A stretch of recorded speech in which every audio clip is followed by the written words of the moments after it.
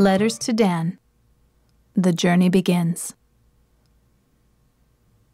Here I sit in the executive lounge in the International Terminal at O'Hare Airport in Chicago.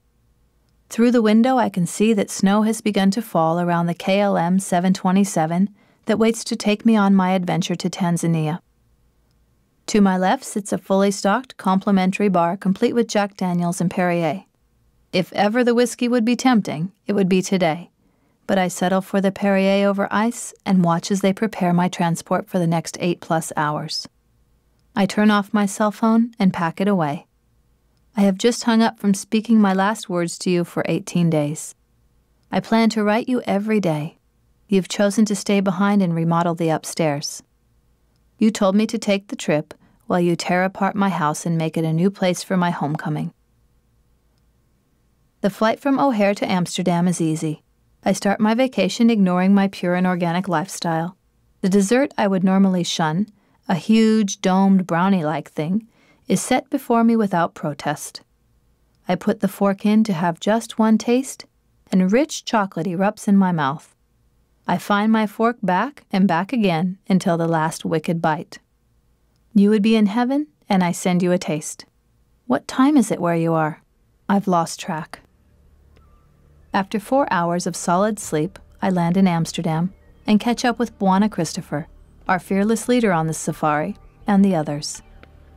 He gives me a jumbo hug and hands me your baseball hat with the familiar Duma Safaris logo, now my icon, signifying the satisfaction of a promise he made on Halloween just 2 months ago when you had coveted it. He promised you that hat as long as I promised to join him on safari. He and I now stood toe-to-toe, promise to promise, and the magic of our fated meeting traveled from him, through the hat, and into my soul. After a short layover, I climb aboard another luxury air yacht for another easy flight to Kilimanjaro Airport. As we disembark and wait in the claim area to clear customs, I am introduced to my traveling companions for the next 2+ weeks. We stand around in the heat of the dry African evening as 5 of them smoke. I stand as far away as possible from the smoker's ring. After we clear customs, we are directed to the 2 Range Rovers and the drivers who will be our guides for the next week while in Tanzania. We immediately fall into 2 groups, smokers and non-smokers. I move to jump into the passenger side of the vehicle before anyone else can claim it and discover a steering wheel where one should not be. I run around to the other side and jump in, realizing I am truly in a new place. In the blackness of the night, it is hard to believe that this place is any different from anywhere in America on a summer's eve, except that it is midwinter here. I look over at our driver, John, at his utter blackness and fine features.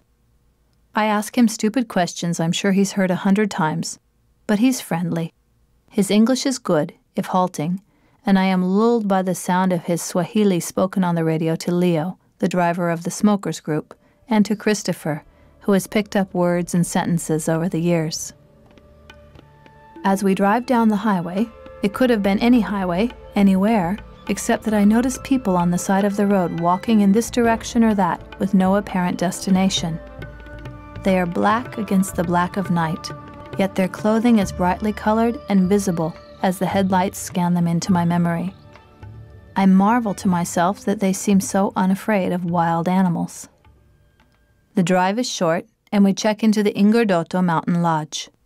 We are given our room assignments, and all of us agree to assemble at the bar in the huge dining area to have cocktails and get acquainted. I keep moving out of the way as the evening breeze changes directions and the smokers catch up on what they missed during the 16 hours in the air. There are some very strong and overpowering personalities in the room, and I feel the onset of a shyness that hasn't been present for many years. I felt as I did in my teens, sitting around the dining room table at a family function, with my brothers and sisters filling up the room with conversation while I sat quiet. My words, even when they were heard, counted for very little back then.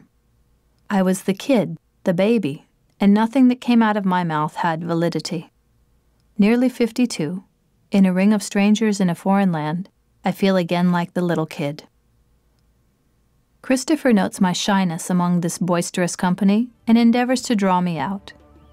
He asks each of us to share how we came to be here on this night, in this foreign place. To my anguish, he starts with me, asking me to share the serendipity of our chance meeting under the banyan tree on Halloween night. I try, but my attempt is halting, my thoughts scattered and tainted with jet lag. What I say makes little sense, except to Christopher, who was there. I give up.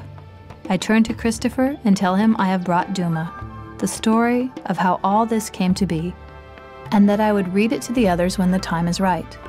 Presented with the chance to establish my footing, I have slipped. I seek the solitude of sleep in my luxurious room under the mosquito nets.